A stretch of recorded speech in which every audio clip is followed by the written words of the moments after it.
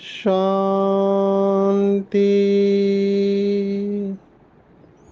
आज 8 जून 2023 भारत में सतगुरुवार है।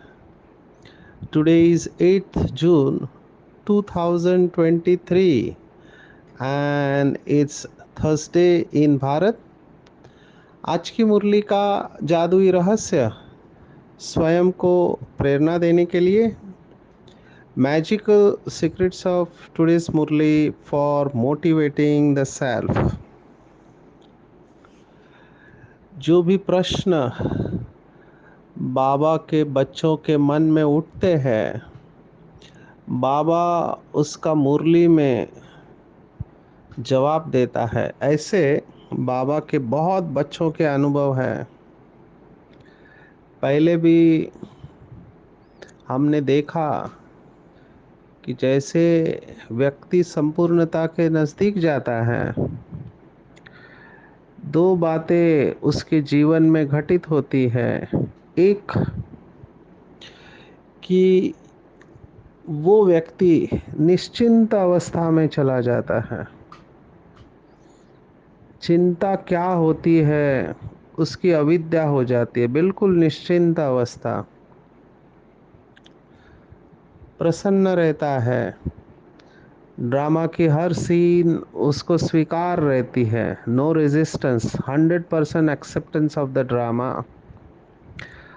और दूसरी इम्पोर्टेंट बात जिसको अंग्रेजी में कहते हैं कि सिंक्रोनो डेस्टिनी। ड्रामा में, डेस्टिनी में जो होने वाला होता है उसके साथ वो एक रूप होने लगता है। जिसको बाबा ने कहा था कि जो बाप का संकल्प है वही बच्चों का संकल्प होगा। इसको सिंपल भाषा में अगर आप मुझे पूछो तो lot of coincidences starts happening, जिसे हिंदी में कहते हैं योगा योग, होने लगते हैं। आज मुझे एक आत्मा ने फ़ोन किया, बाबा से, बाबा की बातों से और बाबा के बच्चों से थोड़े प्रश्न थे, संशय आ रहा था। और उन्होंने जो भी प्रश्न पूछे हैं उसका जवाब आज के साकार मुरली में आया हुआ है। उनका पहला प्रश्न था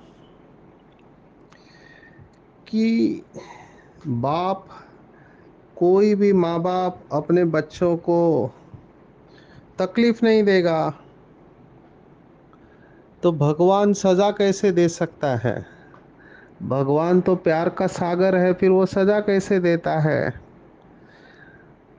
ये उसको किसी आईआईटी के बंदे ने सुनाया तो वो बात उसको जच गई कि भगवान बाप है, पिता है और वो परम पिता है, तो वो सज़ा क्यों देगा? वो कभी सज़ा नहीं देता, इसलिए ये ज्ञान गलत है। अभी इस आत्मा ने पूरी तरह से ज्ञान को समझा नहीं है, इसलिए ये प्रश्न आया। दूसरे भी प्रश्न थे। अभी उन सब का जवाब आज के मुरली में बाबा ने दिया हुआ है।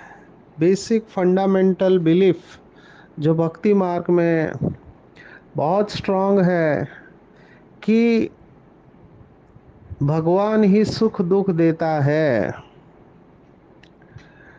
बाबा ने आज के मुरली में स्पष्ट कर दिया है कि भगवान किसी से भी नफरत नहीं करता है। नफरत भगवान कैसे कर सकता है? ये तो मनुष्य ने अपने गुणों को भगवान के ऊपर प्रोजेक्ट कर दिया।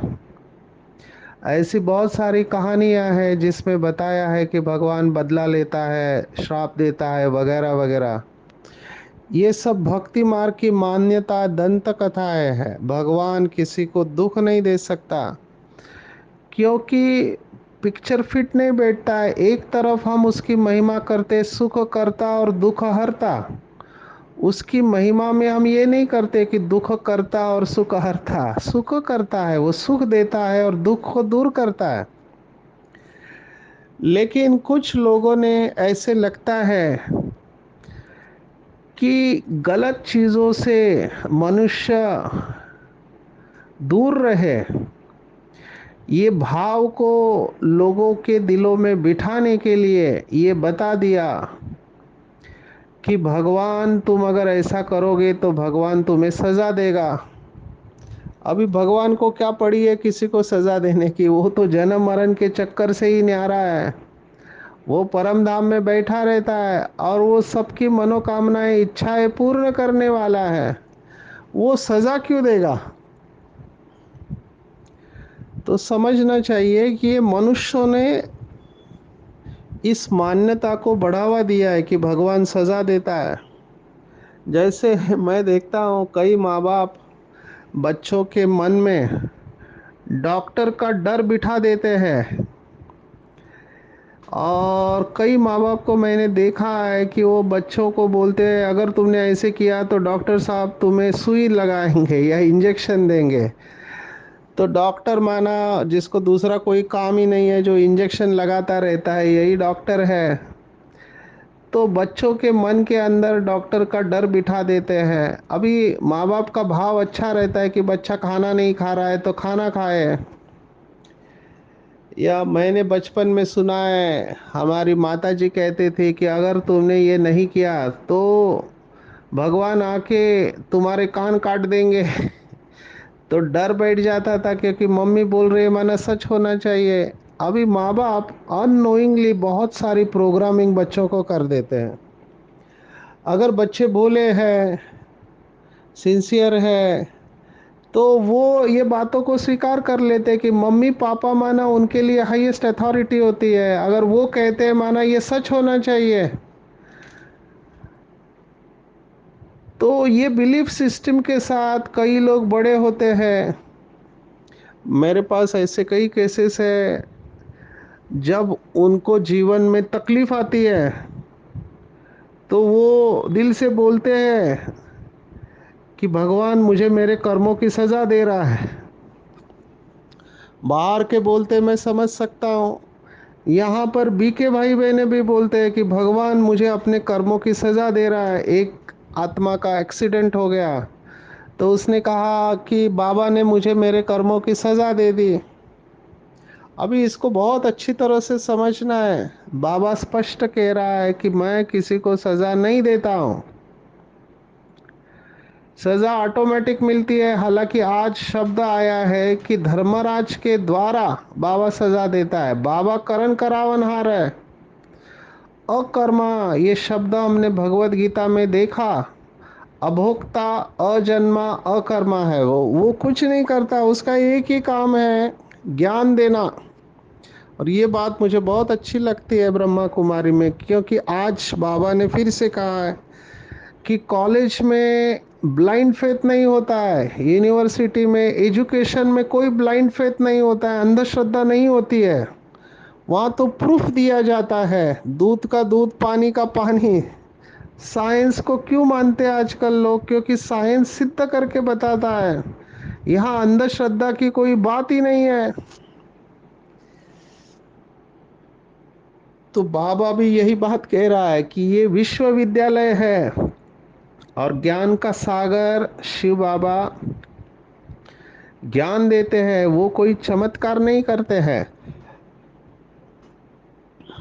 बाबा ज्ञान देते हैं। इसलिए उसको कहते हैं भाग्य विधाता। भाग्य का विधान करेंगे और उस विधान के ऊपर जो बच्चे चलते हैं वो अपना भाग्य बना लेते हैं। जैसे स्कूल में टीचर सिखाते हैं, अभी जो बच्चा पढ़ाई करेगा, मेहनत करेगा, उसको मार्क्स मिलेंगे, उसको हायर कोर्सेस में एडमिशन मिलेगा। जो नहीं करेगा उसको नहीं मिलेगा। बात सीधी है। बाबा ने कितने बार मुरली में कहा है कि पढ़ेंगे लिखेंगे तो बनेंगे नवाब। तो पढ़ाई करना है ना, मेहनत करना है। उसमें किसी के फेवर करने की बात ही नहीं है। ये पूरा ड्रामा कर्मों के ऊपर बना हुआ है। अब ये बहन जो डिस्टर्ब थी क्योंकि सिलेक्टिव सिलेक्टिव बातों को याद कर रही है, कॉम्प्रिहेंसिव व्यू नहीं देख रही है। टुकड़ों में मुरली को समझा है, पूरी तरह से समझा नहीं है, और बाबा ने एक मुरली में सभी बातें बताई नहीं है। इसलिए हमको सभी मुरलियों को स्टडी करना चाहिए। जितना ज़्यादा हम मुरलियों का स्टडी करते हैं उतने हमारे प्रश्नों का जवाब हमें मिलता है। अभी ये बहन को किसी ने कहा कि देखो ब्रह्मा कुमारी में भी लोग लोभ रखते हैं, इनको भी ऊंच पद का लोभ चाहिए, तो ये लोभ लुकना रखना कौन सी गलत बात नहीं है क्या? अभी बाबा ने कहा कि बच्चों को लोभ रखना चाहिए, पर ये अच्छा लोभ है, शुद्ध लोभ है। स्कूल में भी बच्चे उच्च लक्ष्य रखते हैं कि हमको ऊंच पद पाना है, स्कूल में अच्छे मार्क्स लेने हैं, टॉप आना है, तो वैसे यहाँ पर भी है, ये स्कूल है तो उसमें गलत क्या है? अगर हमारी अच्छी अवस्था बनने से अनेक आत्माओं का कल्याण होता है तो क्यों नहीं करना चाहिए? उसमें लोभ की बात कहाँ है? तो गलत शब्द इस्तेमाल करते हैं, ऐसे छोटी छोटी बातों में डाउट उत्पन्न करते हैं और गलत रोल मॉडल्स को देखते हैं। तीसरा ऑब्जेक्शन था कि यहाँ पर जो पुराने पुराने लोग हैं वो भी गुस्सा करते हैं, 20 साल हो गए, 25 साल हो गए, वो गुस्सा करते हैं और हमको बोलते हैं कि आप गुस्सा नहीं करो। तो मैंने उनको कहा कि आपने बाबा की मुरली समझी नहीं है। बाबा ने कहा कि तीनों प्रकार के बच्चे हैं बाबा के पास, है ना, महारथी, घुड़सवार और प्यादे। अगर कोई ऐसा काम करता है जो श्रीमत के अनुसार नहीं है, इसका मतलब वो पुरुषार्थी है, वो संपूर्ण नहीं बना है। हमको श्रीमत है कि see father and follow father, do not see brother and sister. भाई बहनों को नहीं देखना है, see father and follow father, क्योंकि कंप्लीट संपूर्ण केवल एक परमात्मा ही है, बाकी कोई भी संपूर्ण नहीं है। और जब तक संपूर्ण नहीं बनते हैं तब तक उस आत्मा से परसेंटेज में गलतियां होती रहेगी। बाबा ने संडे की मुरली में कहा था कि कभी भी किसी की कमजोरी न देखना है, न सुनना है, न बोलना है, और एग्जैक्टली यही बात ये आत्मा कर रही थी। और जैसे ही आपने कचरा उठाया तो जहाँ कचरा है वहाँ मच्छर आएंगे और आपको काटेंगे। देखो, मुरली पूरी तरह से न सुनने से क्या होता है, आधा सुनते हैं, कभी कभार सुनते हैं, तो ये सब प्रश्न आएंगे, डाउट आएंगे। देखो, मम्मा जैसी आत्मा जो नंबर 1 गई, उनको भी ड्रामा के ऊपर उस समय बहुत प्रश्न पूछे गए थे, तो मम्मा जवाब देती थी कि बाबा ने अभी इसके बारे में हमको बताया नहीं है। पॉजिटिव लेना चाहिए, अभी लेने वाले के ऊपर है कैसे लेता है। पहले भी मैंने सुनाया कि हमारे हाथ में है कि हम हर बात को कैसे उठाते हैं। दुखी लोग कौन होते हैं? जो हर बात में निगेटिविटी उठा लेते हैं, वो दुखी हो जाते हैं। हमको हर बात में पॉजिटिविटी उठाने की आदत डालनी चाहिए, जिसको बाबा कहते हैं विशेषता रूपी चश्मा पहन के रखो। अगर ये नहीं पहना तो हमारा जीवन सुखी नहीं रह सकता, गारंटी है इस बात की। और आज बाबा ने यही मुरली में कहा है कि मैं किसी को सजा नहीं करता, मैं किसी से नफरत नहीं करता। ऐसे आप बच्चे भी किसी से नफरत मत करो, रहम दिल बनो, क्योंकि बाप का एक ही प्लान है सारे विश्व के प्रति कि तत्वों सहित मनुष्य आत्माओं को पतित से पावन बनाना, मुक्ति जीवन मुक्ति का वर्षा देना। और इस प्लान में हम बाबा के मददगार हैं, लेकिन कौन मददगार बनेंगे? अंडरलाइन है इस बात को, मददगार वही बन पाएंगे जो सबसे पहले अपने ऊपर रहम करते हैं, श्रीमत पर चलकर अपने को पावन बनाते हैं, सभी को विकारों रूपी गंदगी से निकालने की सेवा करते हैं, वही मददगार है। तो अपने को पूछना चाहिए, क्या मैं बाप का मददगार हूँ? Am I the right hand of almighty?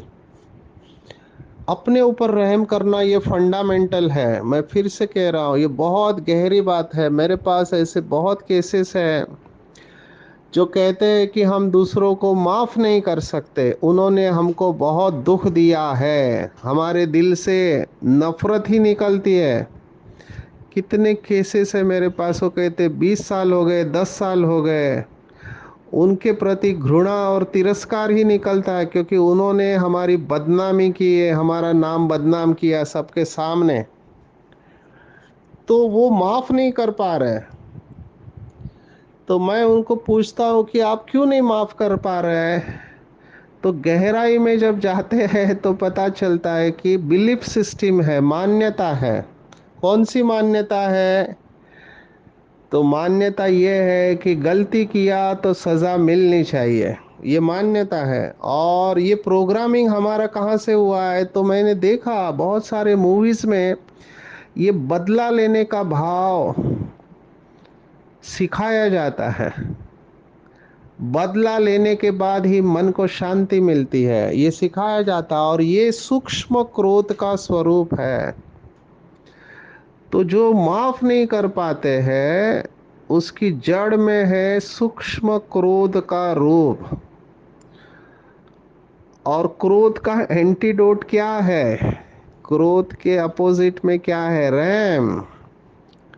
बाबा ने कुछ दिन पहले मुरली में स्पष्ट कहा था, मुझे वो बात बहुत अच्छी लगी, बड़ा करके लिखा है, दिमाग में फिट हो गया है, कि अगर कोई बार बार गलती करता है तो गुस्सा नहीं करना चाहे, रहम दिल बनो, रहम दिल बनो, रहम दिल बनो। कुछ करना ही नहीं है एक्चुअली। ये जो सज़ा देने जाते हैं दूसरों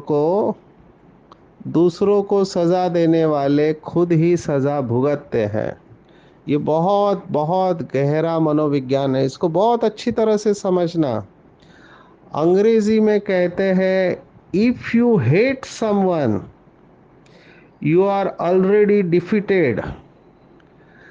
माना, अगर आप किसी का तिरस्कार करते हैं, घृणा करते हैं, तो आप पहले ही हार चुके हैं। ये बहुत गहरी बात है, क्योंकि तिरस्कार का भाव कहाँ पैदा हुआ? मेरे मन के अंदर पैदा हुआ, ठीक है? तिरस्कार का भाव मेरे मन के अंदर पैदा हुआ, उसका बीज कहाँ गिरेगा? उसका बीज भी मेरे मन के अंदर गिरेगा। तो जहाँ बीज गिरेगा वहाँ पर ही उसका पेड़ लगेगा। तो तिरस्कार का भाव आया तो उसका बीज गिरा अंदर, वहाँ पर ही पेड़ उगेगा। तिरस्कार का नुकसान मेरा हो गया। आप पॉजिटिव नहीं रह सकते ना, आपका योग लगेगा, क्योंकि वो निगेटिव भाव आपको उड़ने नहीं देगा। शिव भगवान वाच है, बाबा ने एक मुरली में कहा था, अगर एक व्यक्ति से भी घृणा है, एक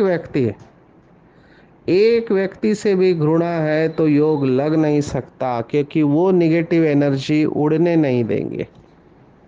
चित्त बिल्कुल साफ चाहिए, और इसकी शुरुआत है अपने ऊपर रहम करना। अपने ऊपर रहम करना, क्योंकि जब तक मैं अपने ऊपर रहम नहीं करता, तब तक मैं अपने को माफ़ नहीं कर सकता, और अपने को जब तक माफ़ नहीं करता, तब तक शांति आएगी नहीं।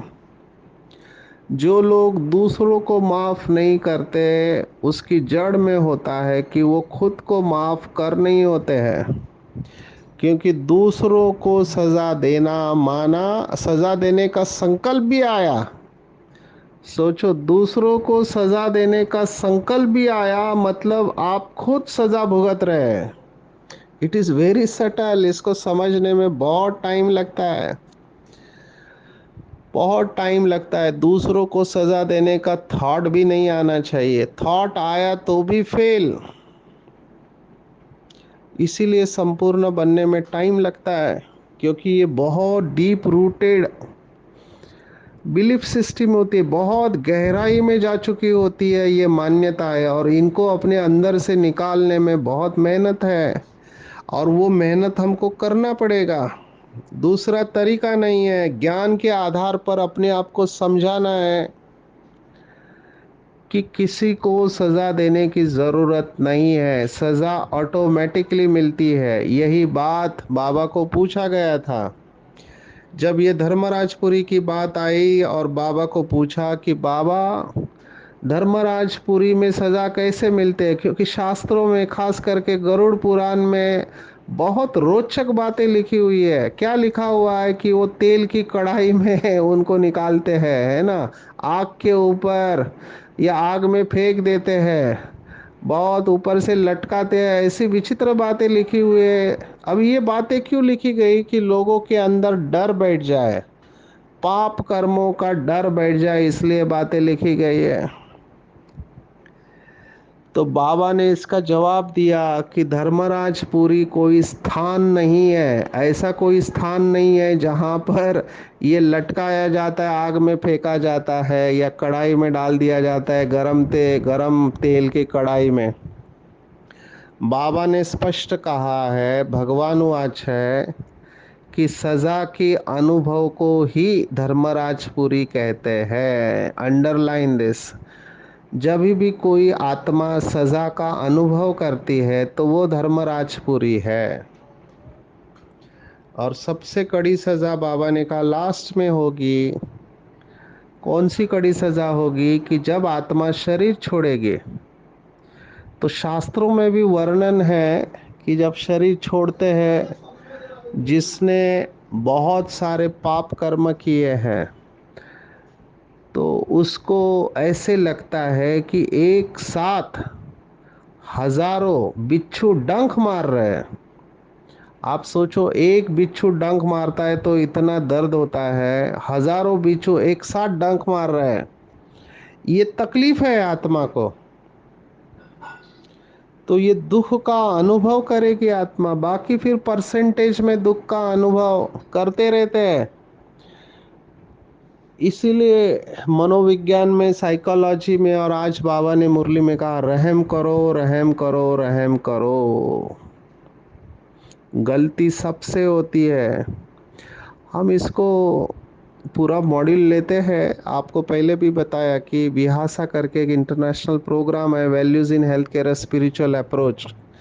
इसमें कंपैशन या करुणा के ऊपर जब हम लेते हैं तो ये सब जख्म बाहर आ जाते हैं। जो लोग मनन चिंतन करते हैं तो उसमें दो एक्सरसाइज है, मिस्टेक एंड फॉरगिवनेस, माना गलती और क्षमा। तो गलती के बारे में जब वो सोचते हैं तो बहुत गहराई में जाते हैं। कुछ लोग तो रोने लगते हैं, ऐसे हमने देखा है, क्योंकि उनको उनकी गलतियां याद आती है। हर एक की गलती की परसेंटेज और इंटेंसिटी, माना तीव्रता, और कितना प्रतिशत गलती हुई है, छोटी बड़ी, वो सब याद आते हैं, तो डिस्टर्ब हो जाते हैं वो। पर उसके बाद हीलिंग होता है जब हम उनको कहते हैं कि आप सच्चे दिल से, साफ दिल से भगवान को बता दो, और जिसको भी दुख मिला है उससे माफ़ी मांगो, तो आप इसमें से निकल जाओगे। और ये बार बार तब तक अभ्यास करना है जब तक हम इसके प्रभाव से दूर नहीं हो जाते, क्योंकि ये बार बार मन के अंदर थॉट आते रहेंगे। बाबा ने आज उदाहरण दिया है, कोर्ट में कसम उठाते हैं, है ना, बाइबल का या कुरान का या गीता का कसम उठाते हैं, और कहते हैं कि गॉड फादर का कसम उठाओ, क्योंकि डर रहता है कि अगर अगर हम कुछ उल्टा कसम उठाएंगे तो हमको सजा मिलेगी। जैसे बाबा ने उदाहरण दिया है कि घर में बच्चे उल्टा काम करते हैं तो उनको डर रहता है कि बाप थप्पड़ न मारे, और यहाँ पर गॉड का कसम उठाते हैं, लेकिन ये नहीं जानते कि गॉड कौन और कैसे सजा देते हैं। बाबा ने कहा, मैं कभी किसी को सजा नहीं देता, सजा ऑटोमेटिकली मिलती है। मैं इसको सिद्ध कर सकता हूँ। आप जब भी गुस्सा करते हो, खुद को चेक करो, गुस्सा करने के बाद आपकी शांति चली जाती है। अंग्रेजी में कहते हैं for every 1 minute you are angry you lose 60 second of happiness. 1 minute आप गुस्सा कर दे तो 60 सेकंड खुशी चली जाती है। ये सभी निगेटिव मूड्स के साथ अप्लाई करता है। 1 मिनट आप उदास रहते हो, 60 सेकंड खुशी के चले गए। जबकि बाबा मुरली में कहता है योगी माना जिसका कोई भी दुश्मन नहीं होता है, हर वक्त आनंद के अनुभव में रहना चाहिए, सुख और शांति के अनुभव में। ये हमारा ओरिजिनल स्टेज है। क्यों? क्योंकि सतयुग में कोई भी देवी देवता कभी भी दुखी नहीं होते हैं। कभी नारायण ये नहीं बोलेगा कि आज मुझे टेंशन है, कारोबार कैसे चलाओ। या कभी लक्ष्मी ऐसे नहीं कहेंगे आज हमारे पास इतने मेहमान आने वाले हैं, मुझे सबका खाना बनाने का टेंशन है, सबसे कैसे कराओ।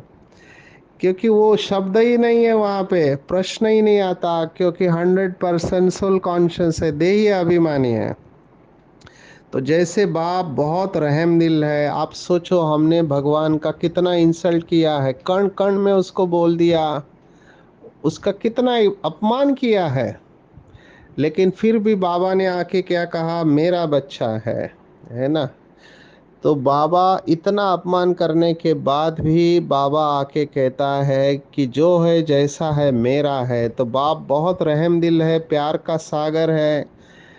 केवल आत्माओं को नहीं लेकिन तत्वों सहित सारी सृष्टि पर मर्सीफुल है बाबा, प्यार में भी फुल है। तो ऐसे हमको भी बाप समान रहम दिल मास्टर प्यार का सागर बनना है। आज विशेष और बाबा ने क्रिश्चियनिटी और कृष्ण का कनेक्शन बताया है कि उन्होंने भारत को लूटा है, तो लूटा है, अभी वो रिटर्न कर रहे हैं। ये दोनों आपस में लड़ेंगे और मक्खन फिर तुमको मिलना है। तो ये ड्रामा है। वो लोग लड़ेंगे क्यों? क्योंकि आपस में नफरत रखते हैं, एक दूसरे के ऊपर नफरत। मैं देखता हूँ भारत पाकिस्तान कितना नफरत रखते हैं। आउटकम क्या है इसका? आउटकम कुछ नहीं है, अच्छे लोग दोनों तरफ है। ऐसे ही पूरे विश्व में बहुत सारे अच्छे लोग हैं। तो नफरत अगर है अंदर तो उसको स्पिरिचुअल व्यक्ति नहीं कहेंगे। तो देखना चाहिए, मुझे किसी के प्रति नफरत तो नहीं है, घृणा तो नहीं है, तिरस्कार तो नहीं है। अगर है तो स्वयं को माफ करना है, उस व्यक्ति को माफ करना है और आगे बढ़ना है। स्पिरिचुअलिटी के बारे में कहते हैं कि अंतिम समाधान एक ही है, या तो माफी मांगो या माफ करो, और कुछ भी नहीं है। और जो सुखी रहना चाहते हैं वो भूल जाओ, भूल जाना चाहिए, क्योंकि सभी से गलती हुई है। अजामिल जैसे पापी को भी आज बाबा ने याद किया है। तो बाबा ने उदाहरण दिया, जो पीछे आने वाले 1 मास का बच्चा है, तो बाबा को कहते हैं कि बाबा पुराने बच्चे तो आपके बहुत हैं, मैं तो 1 मास का हो, तो अपने छोटे बच्चे को भी पावन बनाओ। तो बाबा कहते श्रीमत पर चलो तो तुम पुराने से भी अच्छे रीते जा सकते हो, लिफ्ट है। बाबा कितना मोटिवेट करता है कि भले आप पीछे आए हैं लेकिन हिम्मत रखो तो आप आगे जा सकते हैं। उदाहरण दिया, जैसे सर्जन को तरस पड़ता है, अभी कैंसर वाले कितने सर्जन हैं, वो देखते हैं कितना एडवांस स्टेज में बाबा डॉक्टर के पास आते हैं, बहुत कुछ मना बता नहीं सकता। मुझे याद आ रहा है, मैं गुजरात में था, वलसाड़ में, एक को पैर में जख्म था। मैंने कंपाउंडर को बोला कि आप जख्म खोलो, मैं तब तक आता हूँ। उसने पट्टी खोलती है, वो चिल्लाते हुए आया। मैंने कहा क्या हो गया? तो देखा तो उसके पैर से कीड़े निकल रहे थे, मैगट्स जिसको कहते हैं। अभी वो चित्र ऐसा था कि आप देख नहीं सकते, आप उसके साथ, वो जी रहा है कीड़ों के साथ में। तो हम समझते हैं कि कुछ खराब काम किया है, इसका कर्म भोग है। तो माफ करना सीखे, अच्छी रीति श्रीमत पर चले, बाप समान प्यार का सागर बने। अगर नंबर 1 लेना चाहते हैं तो मन बुद्धि संस्कारों पर पूरा कंट्रोल रखे। जो स्वराज्य अधिकारी है, जो खुद को अच्छी तरह से हैंडल करते हैं, वही दूसरों को भी अच्छी तरह से हैंडल कर पाएंगे।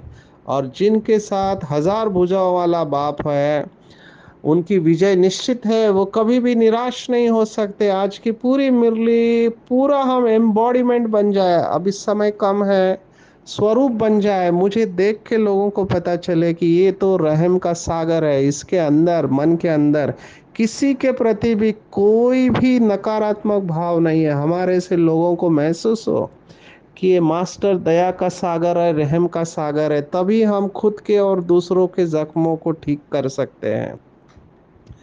तो अपने आप को समान में लेके जाए कि मैं मास्टर रहम का सागर, मास्टर प्यार का सागर हूँ, स्वराज्य अधिकारी, कल्प कल्प की विजयी रतन आत्मा हूँ। अच्छा, ओम शांति।